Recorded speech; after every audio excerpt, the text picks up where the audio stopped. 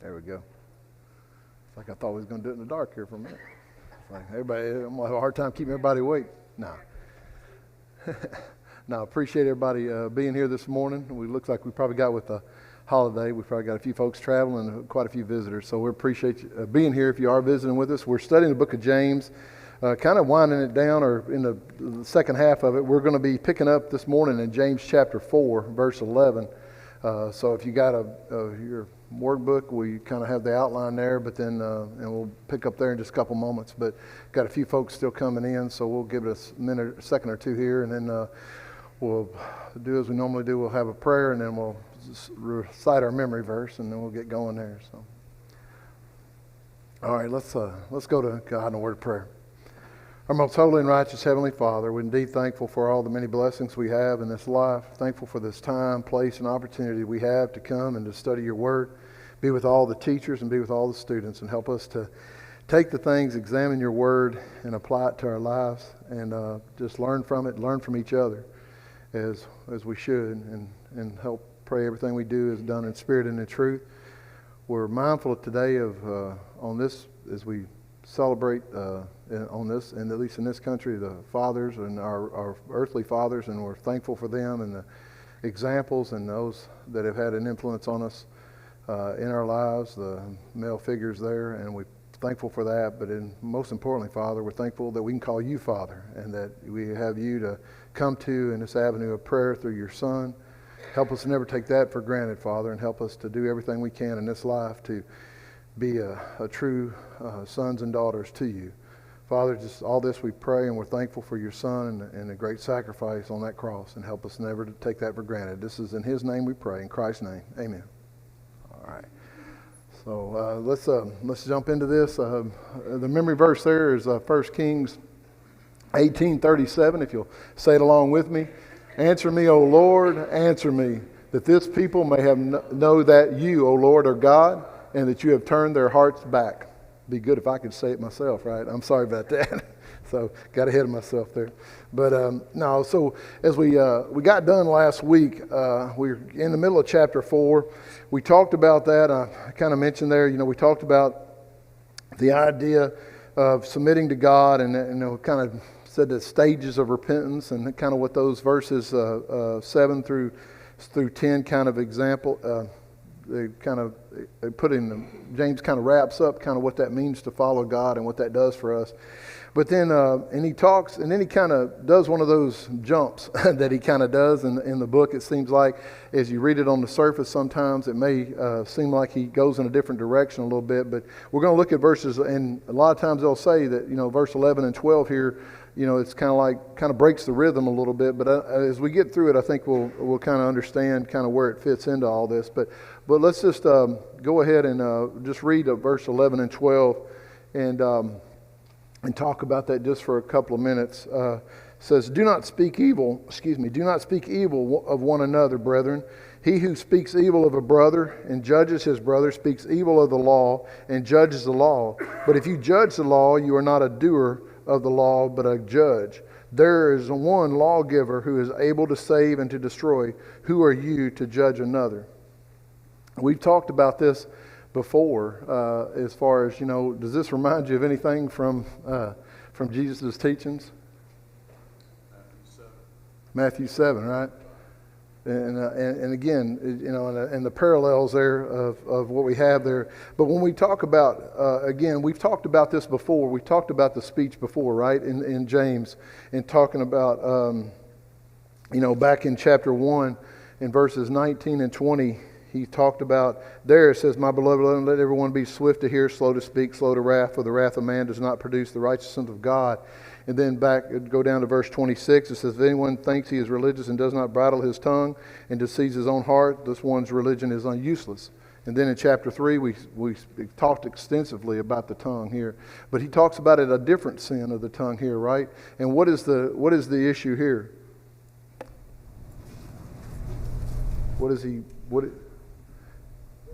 And how and what? Speaking against your brother or judging your brother. Speaking evil, and what does he compare it to? When you speak evil of a brother, he says there, when you speak evil of a brother, and you judge that brother, what are you doing? What is that? What is it in turn? What is that doing?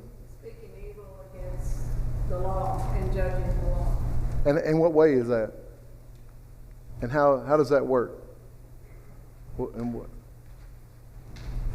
What law is that? What law is that? I think he's talking about God's law. Old or new, or both? I think it would be both. I think both. I believe both there. And I think I just answered my question, didn't I? Because I think you led me into answering my own question. That wasn't right. I asked y'all the question. But no, whose law is it, right? Whose law is it? It's God's law, right? So we can't put ourselves in that place, right? Isn't that what he's saying there? Because that's what he's saying there is in verse 12 there. He says, there is one lawgiver who is able to save and to destroy. Who are you to judge another? And again, we understand this as far as, we put ourselves, and I think what he's talking about here is, and I'll put these up here. It says, speaking evil of the law, he judges the law, he fails to practice and keep the law. And that idea there is in, what does he say there at verse 12, Stephen? I think part of it is related to John 12:48, where we're told we're going to be judged by his word. Yeah. So that's how we're judged, is by the law. And so when we put our place in the law, we're actually superseding it in our own minds and our behavior. So I can't take the place of the law. That's what's going to judge me as a person. Yeah, it's right, exactly right. We can't. We're adding to it, and you think about this in the Jewish Christian. We talked about this before. What were a lot of those folks doing, or what did Jesus call folks out for? A lot of those Jewish leaders at that time. What had they done? Yeah, they had put hypocrisy. They had put these things out there, right? They had put out their own laws. They built these hedges around the law, or whatever way you want to put it, and they'd put these things out there. Just simple fact is they'd add it to God's word, right? And so they'd put themselves in that place of the law. And I think that's really what he's getting at there. And one way I saw this put, and I thought it made sense as far as when you look at this, and he doesn't come, it talks about, in this country we talk about legislative, executive, and judicial forms of government. And I thought this was, and at least it made sense to me. It talks about in these two verses there being one lawgiver, and it save and destroy. Again, you talk about somebody has the right, an executive branch, has their right to pardon someone or condemn them as far as that. And then the idea of only being one judge, and you get that out judicial. So in essence, when you look at God, right, you've got even in our world, how we put or wrap up the forms of government. Again, there's monarchies and different things, but in this country, if we looked at it that way, if you wanted to look at that, you've got all that wrapped up into one individual. Hugh? When Linda dealt with student conflict, she always said there's 3 sides. There's student A, there's student B, and then there's the truth. Anytime there's a conflict between man, there's one side, the other side, but neither side may have all of the information and all the knowledge about what has gone wrong. That is God's authority. That's a great point. That's a great point. That's a great point. And again, it's your truth, my truth, and the truth, right? And I think that's one thing Miles and I've talked about that quite a bit. Is like, there seems like a kind of a modern, I don't know if it's a modern thing, I guess it's been going on forever, but that absolute truth, that there is an absolute truth out there. And that's like, it's kind of that, I know Miles and I've joked about, it's like that phrase out there, you do you, kind of thing. It's like, you do what feels right to you, you do what your truth is, and that type of thing. That's not the case. Just because someone doesn't follow the law, follow God's teachings, doesn't make it any less true, does it not? It's still there. It's still there, and it's still there, right? So, any other thoughts on verses 11 and 12? All right. Before we leave this section, I did want to ask a couple of things. Is when we talk about this, or when we think about this, what causes someone, or what helps in not doing this? I did want to talk about that just for a moment before we leave this. What attitude have we talked about already? We talked about this in early in chapter 4. What are you going to say, Benjamin? I said humility. Yeah, humility. Verse Yep. Yep, exactly that. You know, when he talks about it earlier on, yeah, exactly there. Humble yourselves in the sight of the Lord, and he will lift you up. That idea of if we approach each other in a humble nature, right? If we, you know, and again, I think you use the example when you're using God's word to teach someone or talk to someone. Nobody wants to be beaten up, but you know what I'm saying? Whether it's physically or verbally, you know, as far as if you have the truth, use it in the right way. You know, there's a right and a wrong way. Yes, ma'am.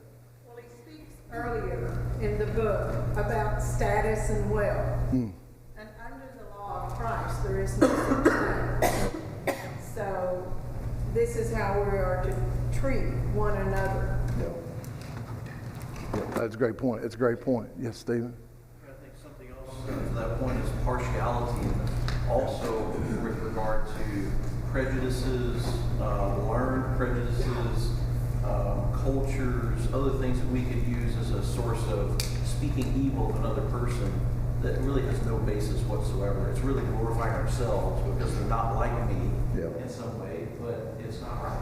Yeah, and I think we also, in kind of in reverse too, if you feel like you got to take it both ways, right? If somebody's, you know, you feel like, you know, just because they're a newer Christian or somebody may have a valid point. I mean, I think we got to keep open-minded, right? If somebody approaches you and they think you've done something, you know, hear them out, right? Just because somebody's only been a Christian for a year or been a Christian for 50 years, you know, they may have a valid point in your actions, right? So we don't want to just turn somebody off just because, well, you know, I'm an elder, a deacon, I'm a preacher, I'm this or I'm that. You know what I'm saying? I mean, I think that's another thing too, is we got to be open-minded to everyone. I know you think about it in the workplace. Sometimes, you know, they talk about sometimes when somebody new starts, you get a fresh set of eyes, right? Or people bring in consultants, you know, that type of thing. And why is that? Why are those people successful? Because they're looking at things in a fresh way, right?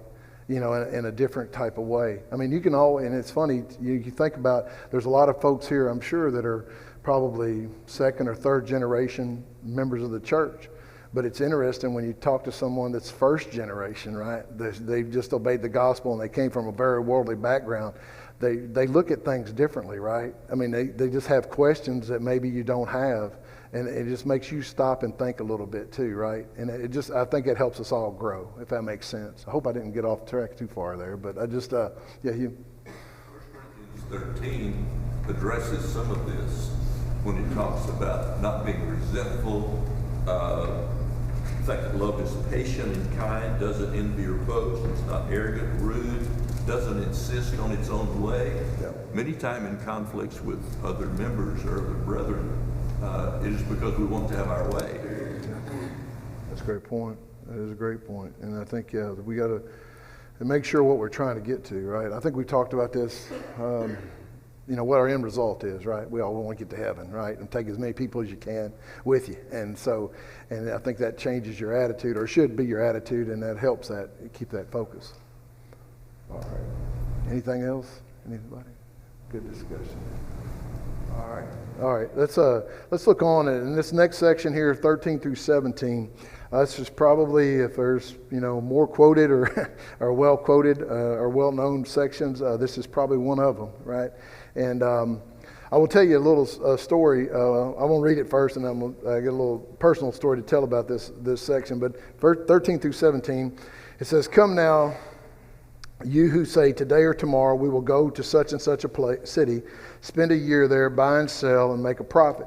Whereas you do not know what will happen tomorrow. For what is your life? It is even a vapor that appears for a little time and then vanishes away. Instead, you ought to say, if the Lord wills, we shall live and do this or that. But now you boast in your arrogance. All such boasting is evil. Therefore, to him who knows to do good and does not do it, to him it is sin." And again, that's a pretty powerful section, I think, as far as that. And it's probably why it's so well known and so well quoted, or so often quoted.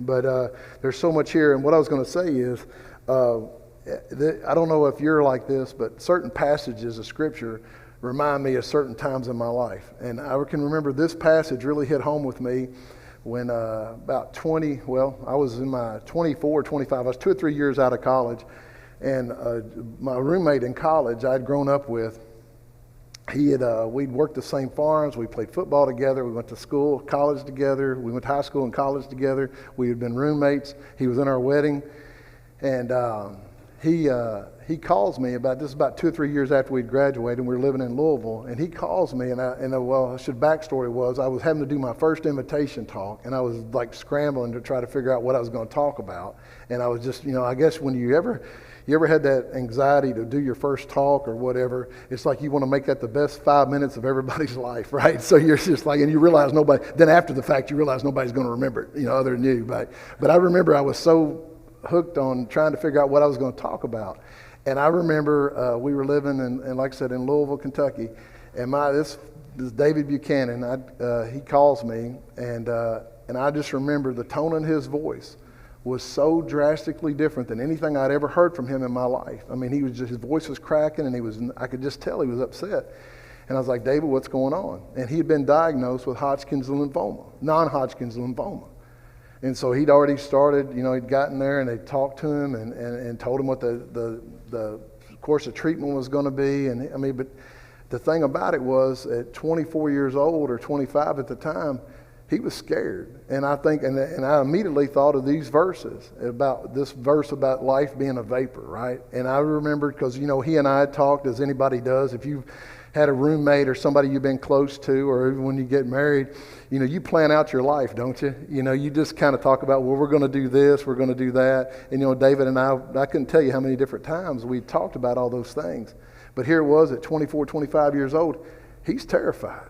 Absolutely terrified. He's got a wife. He had been married about the same amount of time Amy and I had been, to a girl that had been his high school sweetheart.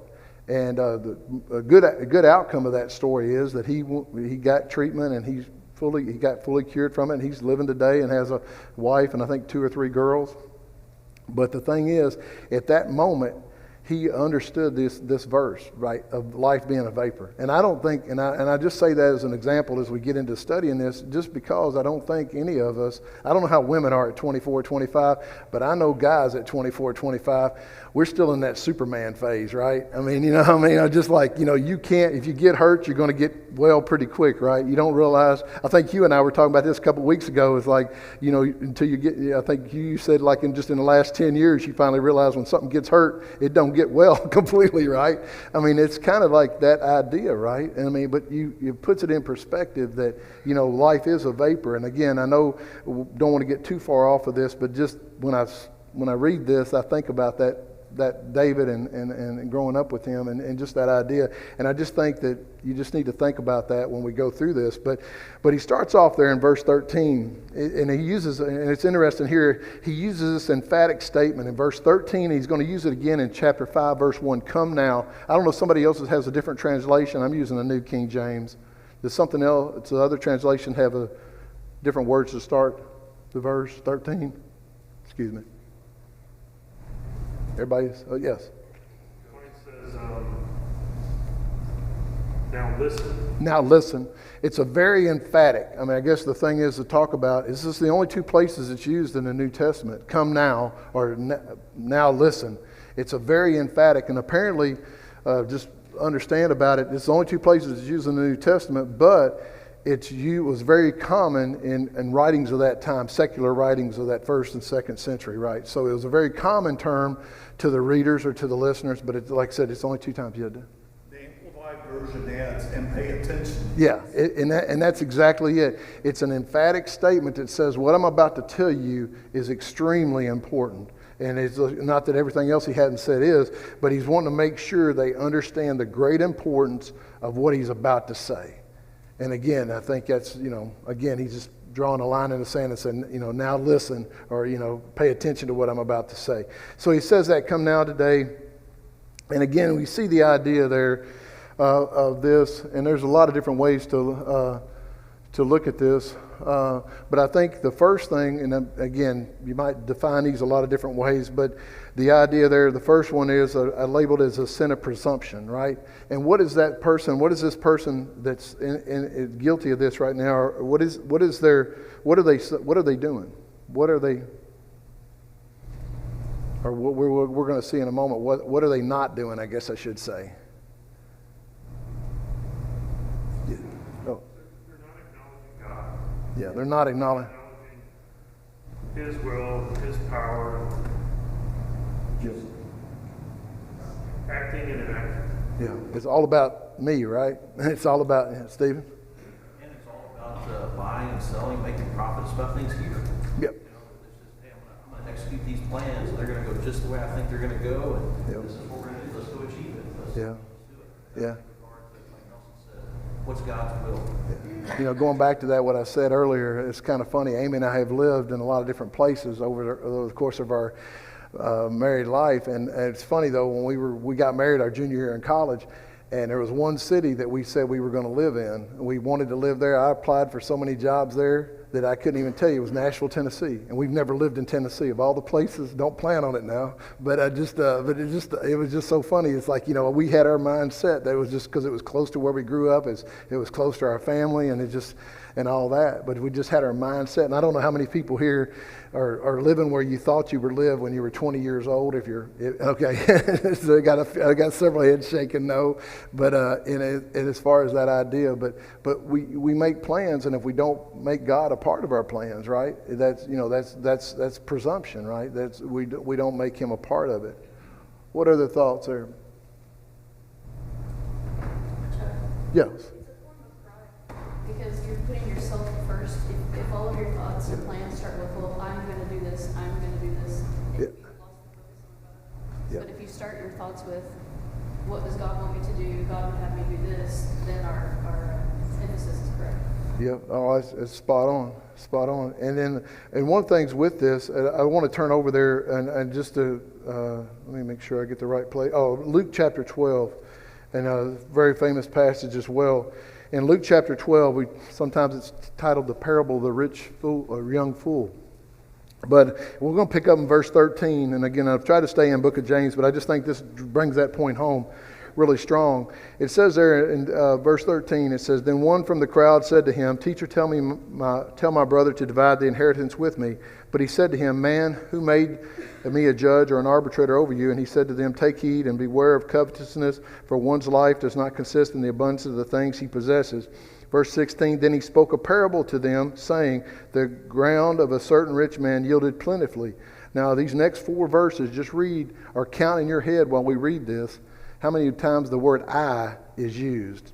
And it says, verse 17, it says, "And he thought within himself, saying, 'What shall I do, since I have no room to store my crops?' So he said, 'I will do this. I will put down my barns, and I will build greater. And there I will store all my crops and my goods. And I will say to my soul, Soul, you have many goods laid up for many years. Take your ease, eat, drink, and be merry.' But God said to him, 'You fool, this night your soul will be required of you. Then whose will those things be which you have provided?' So so is he who lays up treasures for himself and is not rich toward God."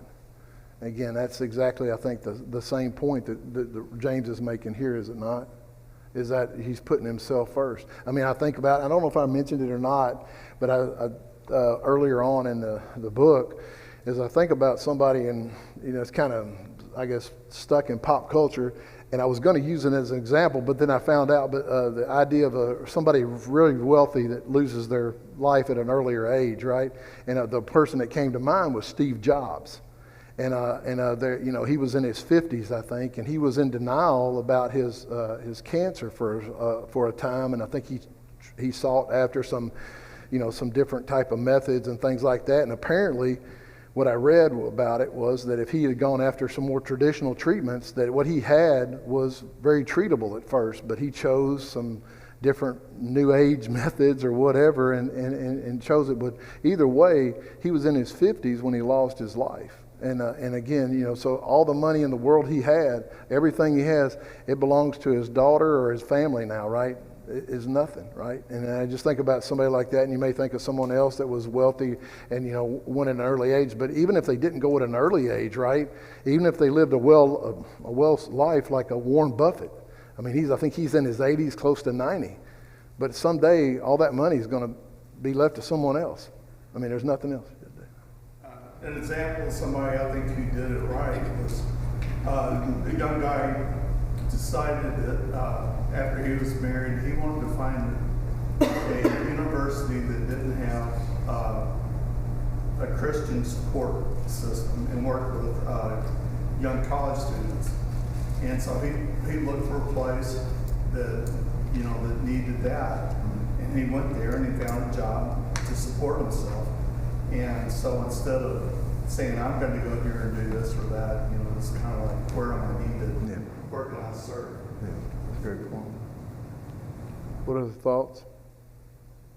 But I think it's, again, we see that, like I said, we talk about that with, you know, just the dependency on God, and to what Joanne said earlier. And I came across this, and I never had heard this term before. So sometimes when you hear a new term, you're thinking, okay, I won't think about that one for a little bit.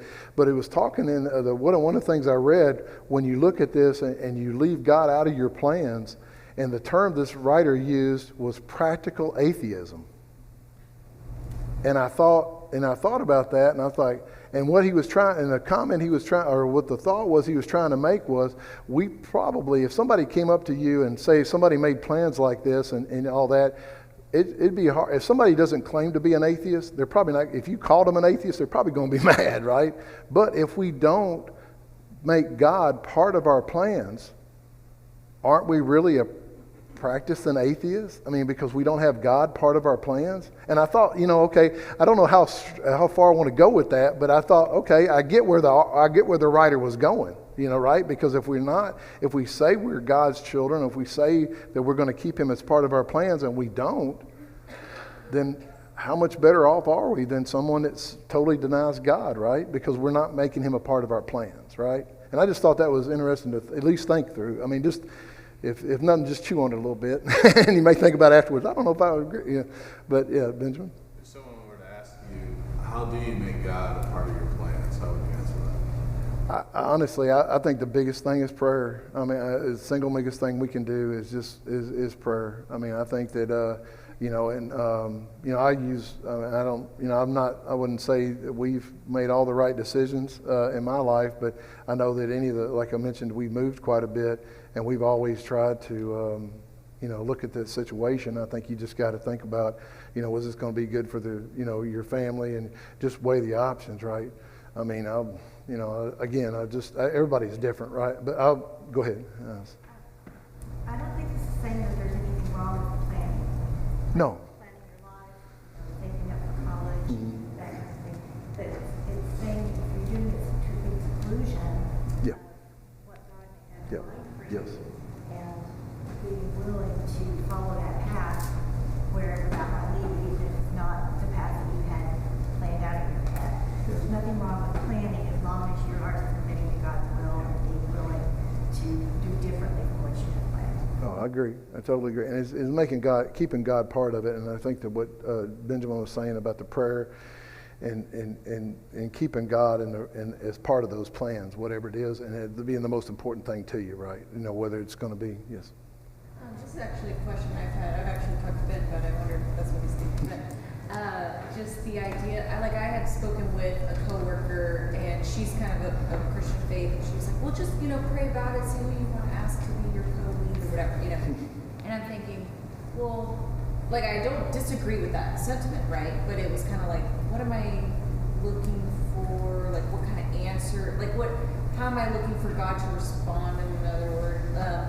And so, like, something that I thought about is, like, when I think of planning with God in mind, is like applying biblical principles that we find in the scriptures to, like, okay, what kind of job am I going to pursue? Is this a godly job, or a job that provides for my family, or, you know, whatever? Or is this like a job that doesn't glorify God? Like, there are certain jobs I'm not going to take that don't glorify God, or, you know, whatever. So I don't know. That's kind of the lens I look through, is like using principles, but I don't know. I mean, this. I would agree, and I think too we got to look at when you're a young person, and again, I know I'm past that point now, but when you're younger, I think what decisions you want to make, I would definitely lean on those people that have experience, have life experience, right? So if you're wanting to do something, and everybody around you that you know is, you know, a faithful person and, you know, a godly person and puts God first in their lives, if they're telling you, I might not want to do that, you know, you might not want to do that, you know what I mean? I would take their advice, or at least consider their advice and weigh that advice. Yeah. So I think we always look for ways that we can connect with people and talk to people about God very easily.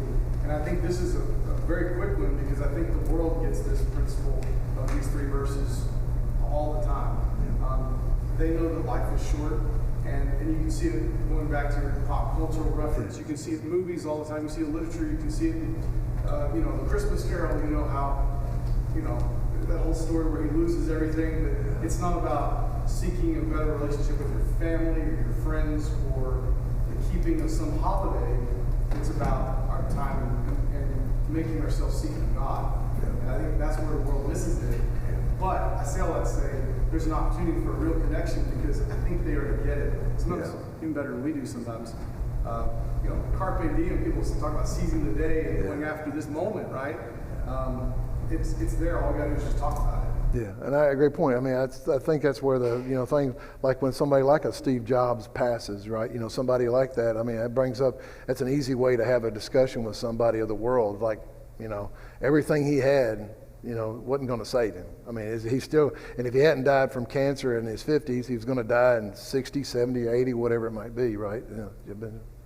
Thinking more about plans too. If you look, in James chapter 3, something else for us maybe to use as a filter, are the motives or the reasons behind maybe what we're going after. If it's jealousy or envy or things like that, that's certainly not going to fall into the will of the Lord. That's something else that we can think about. Good point. Really good thoughts. Yes, I'm sorry. In reality, God has the same plan for all of us, which is to live faithful lives and to get to heaven. It's our job to figure out the specifics of that and how to, like Tim was saying, use each moment, each day to glorify Him. Yeah. And if I have to know my own strengths and my own opportunities to be able to apply the principles. And I think that goes back, I think Benjamin, weeks ago you asked that question about how do we know if we're doing what we should be doing, right? And I think that's it, right? Is look at what you have, look at the opportunities you have as an individual. You can do things I can't do, right? I mean, everybody in this room has somebody, somewhere, somehow you have an influence on, or you have a button you can push that nobody else in this room can, right? I mean, if that makes sense to everybody. And I mean, we all got different things we came to the, to the truth with. Talked about having, carrying a certain amount of baggage, right? And, we all have that, right? And we all have that, so that opportunities they're unique to every one of us, and we got to take advantage of them. And that's exactly what, I think that's why verse 17, and we'll get there in a moment, why to me that verse just kept resonating with me because as I was getting prepared to do this class, it just kept coming back to that verse. To me, it just kept hitting me. It's like, and I mean that for me personally. It wasn't about making y'all better. It was about it's pretty selfish on my part, I guess I should say. But anyways, so there in that first part there. So then again, we understand that in these first 3 verses, it talks about the sin of presumption. But then talk about making plans, and there's no guarantees, and if the Lord wills, and that's the big one there. And then he talks about in verse 16, in verse 15, he ought to say, if the Lord wills, we shall live and do this or that. But then he says there, but now you boast in your arrogance, all such boasting is evil. And again, we talked about this before. Why is that? Why is he? What have we been talking about that's just the opposite of boasting and arrogance? Humility, right? I mean, it's just the exact opposite of the attitude that we should have, right? I mean, it's just the exact opposite. So whatever we're doing in this life, is just be humble about it, and whatever it is, whether it's where we're going to live and like what we're going to do for a living, when it talks about where we're going to go, and just having that idea that we're putting God first, and we're having that if the Lord wills that we do this or that. Any other thoughts about that as far as the boasting? Yeah, Benjamin. Well, just to add, if the Lord wills, in Acts 18 and verse 21, when Paul was in Ephesus, when they asked him to stay for a longer time, he did not consent to taking leave of them and saying, I will return to you again if God wills. And he set sail from Ephesus. So you kind of see that in action there. Yep. I was just thinking about the boasting and the arrogance, how that seems it seems pretty subtle. I know pride in and of itself is pretty subtle. Yeah. It can be hard hard for us to see it in ourselves. And I don't know if this is an area that we often think about as much about planning, or maybe keeping God out of the plans, and how that can be an indicator of pride. Yeah, I can use an example, or just, and secularly, if you think about, like, if you get an opportunity, say, to go somewhere, with whatever career path you have, and say somebody approaches you, one of these recruiters that I'm sure they call in every industry they do, if they call and they make this huge offer to you, it'd be really easy to say, whatever you do for a living is like, wow, that's more money than I've ever made. And not consider the location, or consider what that's going to do. What's the church situation there? How far away am I going to be from my support structure, my family, my friends, and that type of thing, in that regard, and I think all those are things we need to consider. Hugh? Many times the individual's heart is exposed when the individual's plans don't come true. Some people leave the Lord. Yeah. We were traveling last Sunday. We were in Burnett. A gentleman that taught the class was the father of a kid that was my camp counselor, co-counselor at Dry Creek. Some family issues. Completely, he and his wife both walked away from the Lord. Why? You can't ever answer. But the heart is exposed. Do you lean on the Lord, which shows your faith and your trust and your reliance on the Lord, rather than just walking away from it? That's a good point. And you go back to the classes Zach's been having on Wednesday night, and I thought about this, and there's so many examples, but when did things go right for the Israelites? When they were going through the conquest, when they were going through everything, when did everything go right for them? They listened to the Lord. One example I just wanted to mention, turn over to Joshua chapter, I think it's Joshua, I hope I wrote this down right. Joshua chapter 9. Yeah, Joshua 9. Remember what they did with the Gibeonites? What were they not supposed to do? What were they not supposed to do as they went into that land? Zach, you're back there. I know you want to say it. He's not. He's back there behind a wall, so he can't say anything. But they weren't supposed to make a pact. But they went ahead and did it. And then, just the verse, and again, every night they made a pact with the Gibeonites because the Gibeonites had tricked them, right, into thinking that they were from a far land and all that. But the passage I just wanted to read was chapter 9, verse 14. It says, then the men of Israel took, and we understand what happened there. It says, then the men of Israel took some of their possessions, but they did not ask the counsel of the Lord. And that right there sums it up, right? I mean, Hugh? And against Jericho, they completely trusted in the Lord. Yep. Even something that seemed ridiculous. Yeah. Not the usual warfare exercise. Yeah, They trusted in the Lord then. yeah. To your point. Yeah, exactly right. So when things went well is when we put God first and put God's plan first, right? And again, I think any of us could go through that our lives and look back on it and think, wow, what happened? I'm surprised, good or bad, right? Things that happen in our lives, and you look back and go, wow. Amy talks about when it's been 28 years ago now, we lost our home to a tornado. But Amy always says and puts in perspective that we gained a lot more than we lost that day because we saw what everybody did. And if you want to talk about not knowing what tomorrow and putting plans in, when you have to go to Walmart the next morning because you don't have any clothes, that puts it in perspective, right? Because you don't have anything. It's like, okay, that puts it in perspective. But Amy was healthy. Amanda was healthy or was fine. We were good physically. Miles wasn't born yet, so I wasn't trying to, it was a couple years away from that. But just that idea there, you put that in perspective, right? And it's like, that was a reality check, as far as, what you plan. Yes, Steve? I think for myself, I can help myself by examining what I pray for.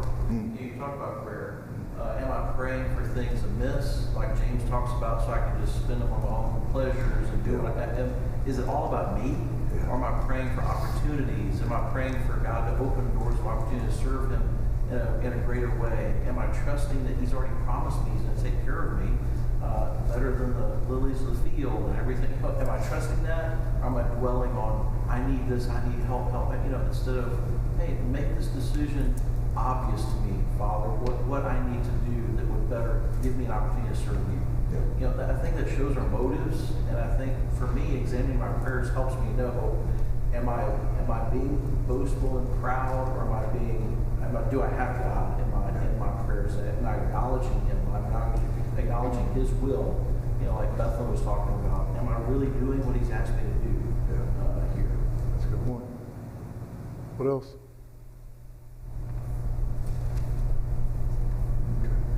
And then he kind of wraps up this section again. We've talked about this, quite a bit. It says, therefore, to him that knows to do good and does not do it, to him it is sin. And again, we talked about this before quite a bit in the book. The whole book of James is about what? It's about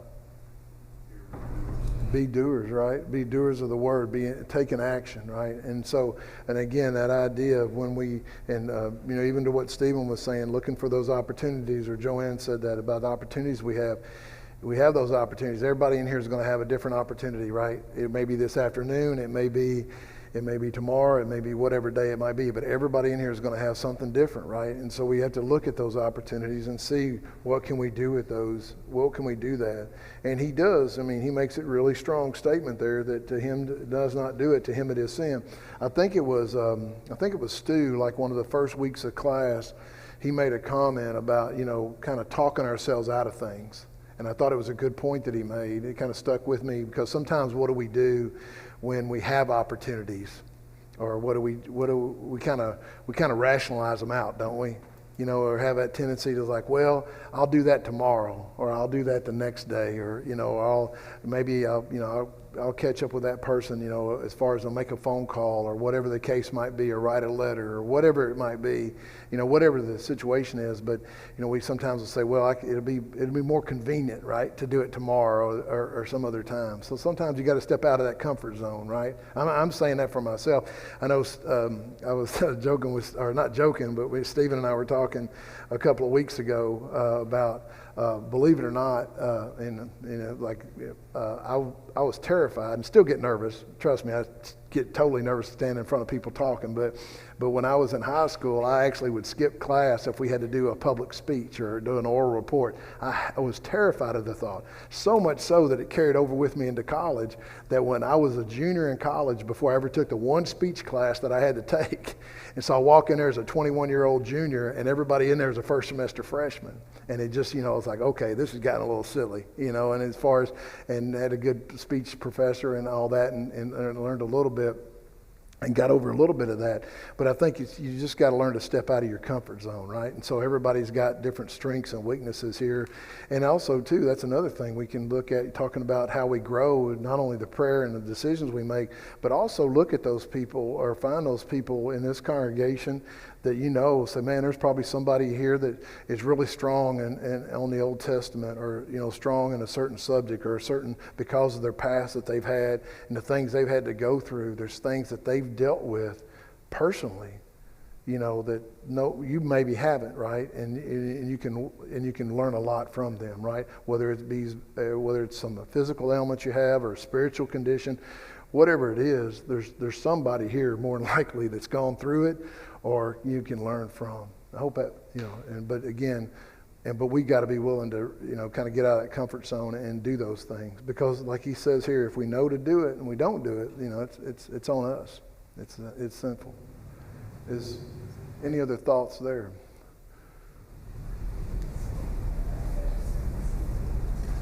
All right. Well, let me, I know we don't have a whole lot of time left, but I do want to kind of go ahead and get this started, because I want to make sure we get done, because we only got a couple weeks left after this one. We'll go ahead and kind of jump into the beginning of chapter 5. Again, I mentioned that earlier. Says this statement of "come now," and probably just have just about enough time to kind of read this first 6 verses, and just kind of make a couple of introductory thoughts there, and then our time will be up. It says, again, we see that statement there. Now listen, or listen intently, or whatever. Come now, you rich, weep and howl for your miseries that are coming upon you. Your riches are corrupted and your garments are moth-eaten. Your gold and silver are corroded. Their corrosion will be a witness against you when we eat your flesh like fire. You have heaped up treasures in the last days. Indeed, the wages of the laborer who mowed your fields, which you kept back by fraud, cry out, and the cries of the reapers have reached the ears of the Lord of Sabaoth. You have lived on the earth in pleasure and luxury. You have fattened your hearts as in a day of slaughter. You have condemned, you have murdered the just. He does not resist you. Again, James seems to pack a whole lot in just a few words and a few verses here. One thing I will mention, I guess, and it'd probably be a good, let me get through this, make sure I didn't leave any, and I mentioned the sin of omission there. I just want to make sure I didn't leave off anything. And I mentioned the no procrastination. I just sorry about that. I got a little bit behind myself. But I think this is probably a good way to close this, at least this hour of study. Is when looking at these verses, it's interesting that the book is addressed to Christians, right? Jewish Christians, those, the dispersion and all that. There is some, and I'll just kind of, like I said, bring this up today and then we'll move on from it next week.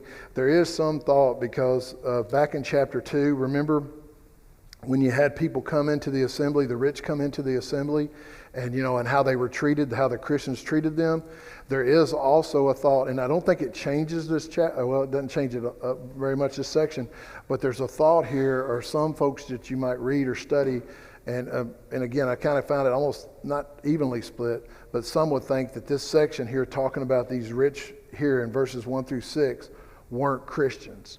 In other words, he's calling out people that aren't Christians, right? And that I don't see that. And again, I'm just going to say that I don't see that. But the bell saved me. But no. But I don't see that. But you might hear that. And again, by some very conservative commentators and things, I read that, and I just don't see that because the whole book is addressed to brethren. And again, I think in here what he's talking about here is brethren that again, that are not right because of the way they're using their wealth, and it almost goes back to what he just said there about not having God as part of their plans in the last part of chapter 4, right, Stephen? Whether they're Christians or not, the outcome is the same. Exactly, and that's what I was going to get to, and that's why I thought it'd be a good way to end the class was just kind of bring this up today and just say, kind of put that to bed. But yeah, but that's exactly right. The outcome's the same, and so, but again, if you just I've read that and I thought about that and I was like, well, I'm just not seeing it. And but again, I just wanted to, like I said, a kind of good time to just mention it today is in that regard. But yeah, we'll get into that more. We'll try to cover, like I said, hopefully about half of the chapter next week. And then we'll finish up the book here, hopefully 2 weeks from now. But I do appreciate all the comments this morning and all the things, everybody says. It really helps the class. It really helps me a lot. So thank y'all so much. And I'll thank y'all. We'll talk next week.